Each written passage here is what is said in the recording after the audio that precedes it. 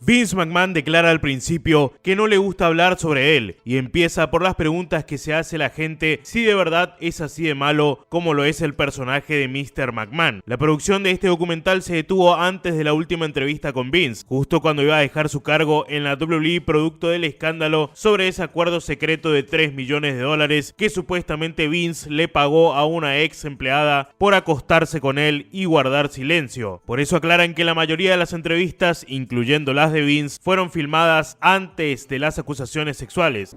I wish I could tell you the real stories. Holy shit. Give us one. No. Why? That's what I'm saying. I don't want anybody to really know me. El episodio 1 se titula Junior. Tony Atlas decía que el pro wrestling se trata de convertir la fantasía en realidad. Bret Hart menciona que el pro wrestling es un tipo de arte. Aunque vuelvas a casa y le digas a tu hijo que eso no fue real, cuando estás en la arena quieres creer que es real. Triple H menciona cómo se trata de ignorante al fan de la lucha porque piensan que no saben que todo es actuado, cuando en realidad el fan de la lucha es lo suficientemente inteligente como para reconocer que es un espectáculo y disfrutar de las historias y personajes.